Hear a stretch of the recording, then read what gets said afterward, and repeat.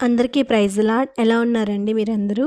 ఈరోజు నేను యూదుల రాజు గురించి మనం డిస్కస్ చేస్తూ ఉన్నాం కదా. యూదా రాజులందరి గురించి పోయిన టైంలో ఆసా గురించి డిస్కస్ చేసాము. ఈరోజు మనము యెహోషాపాతు జీవిత చరిత్రను అయితే మనం ఒకసారి చూద్దాము. ఈయన యూదా రాజులలో 4వ రాజు అనమాట. ఫస్ట్ నేను యూదా రాజుల్ని కంప్లీట్ చేద్దాం అనుకుంటున్నాను. ఆ తర్వాత ఇశ్రాయేల్ రాజులని కంప్లీట్ చేద్దాం అనుకుంటున్నాను. అట్లా కన్ఫ్యూజన్ ఉండదు అనిపిస్తుంది. ఒక్కొక్కసారి యూదా రాజుల్లో చెప్పేటప్పుడు ఇశ్రాయేల్ రాజులు కూడా మధ్యలో వస్తూ ఉంటారు. చూద్దాము. అయితే యెహోషాపాతు గురించి ఈరోజు మనం తెలుసుకుందాము. యెహోషాపాతు కాలం వచ్చేసి క్రీస్తు పూర్వము 873 నుంచి 848 సంవత్సరంలో అనమాట. ఈయన మనం చెప్పుకున్న రీతిగా యూదా రాజులలో 4వ రాజు. ఈయన తండ్రి పేరు వచ్చేసి ఆసా. అనుసరించిన రీతిగానే యూదా రాజు అయినటువంటి యెహోషాపాతు కూడా దేవుని యందు నమ్మికతో జీవిత కాలం నడిపాడనమాట. యెహోషాపాతు రాజ్యానికి వచ్చినప్పుడు అతని వయసు వచ్చేసి 35 సంవత్సరాలు.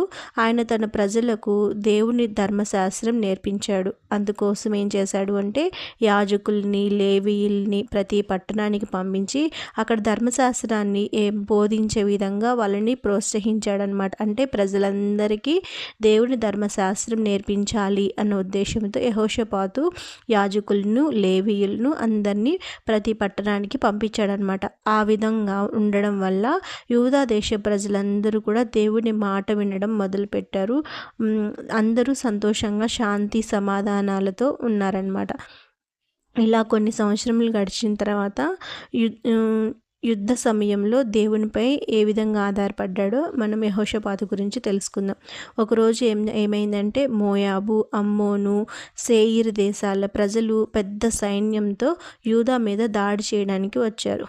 3 దేశాల ప్రజలు పెద్ద సైన్యంతో వచ్చారు. ఎవరెవరు? మోయాబు, అమ్మోను, సేయీరు అనే దేశాల ప్రజలు యెహోషాపాతు మీదకి పెద్ద సైన్యంతో దాడి చేయడానికి వచ్చారు. యూదా ప్రజలందరూ కూడా భయపడిపోయారు. కానీ యెహోషాపాతు రాజు అయినటువంటి యెహోషాపాతు ప్రజలతో మీరందరూ దేవునికి ప్రార్థించండి అని చెప్పాడనమాట.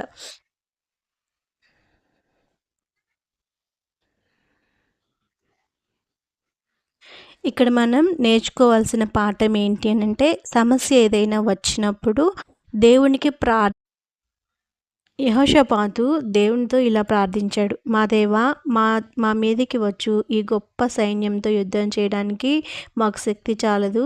ఏం చేయుటకు మాకు తోచట్లేదు. నీవే మాకు దిక్కు అని ప్రార్థన చేశాడు.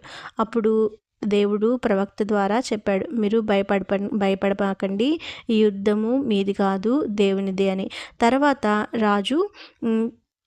రోజు ఏమైందంటే యెహోషాపాతు సైన్యము యుద్ధానికి బయలుదేరింది. కానీ యెహోషాపాతు ఏం చేశాడంటే ఆయుధాల కన్నా ముందుగా పాటలు పాడేవారిని, దేవుణ్ణి ఆరాధించేవారిని ముందు పెట్టి అక్కడ యుద్ధం చేయడానికి అని చెప్పేసి వెళ్ళారు. వారు దేవునికి స్తోత్రం చేస్తూ పాటలు పాడుతూ ఉన్నారు. దేవుడు అద్భుతం చేసి ఏం చేశాడు, శత్రువులు వాళ్ళు ఒకరికొకరు కొట్టుకొని చంపే విధంగా, వీళ్ళు ఏం చేయలేదు, నుంచొని పాటలు పాడుతూ దేవుని స్తుతిస్తూ ఉన్నారు. కానీ అక్కడ ఉన్న శత్రువులు 3 దేశాల నుంచి శత్రువులు వచ్చారని చెప్పాం కదా.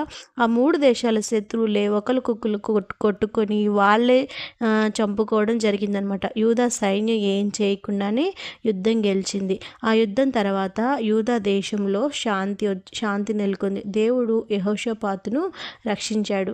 ఆయన తన జీవితం అంతా దేవుని మీద నమ్మకంగా, న్యాయంగా పరిపాలించడం, జీవితాంతం దేవుని మీద నమ్మకంతో న్యాయంగా పరిపాలించడం జరిగింది. ఈ విధంగా యెహోషాపాతు జీవిత చరిత్రనైతే మనం చూస్తాం. ఇందులో ఇంకా కొన్ని అయితే ఉన్నాయి. యెహోషాపాతుకు సంబంధించిన విషయం కానప్పటికీ యెహోషాపాతు దాంట్లోనే ఉంటుంది.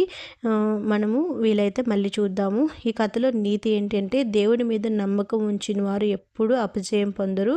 భయం రాకుండా ప్రార్థన చేసుకోవాలి. దేవుడు మనకు యుద్ధంలో సహాయం చేస్తాడనమాట. సహాయం చేసి గెలిపించేవాడుగా ఉంటాడు దేవుని మీద మనం ఆధారపడినప్పుడు. ఈరోజు మనము ఈ విధంగా యెహోషాపాతు యొక్క జీవిత చరిత్రను మనము చూస్తూ ఉన్నాం. మరొక వీడియోతో మళ్ళీ కలుద్దాం. అంతవరకు ప్రైజ్ ద లార్డ్. ఆమేన్.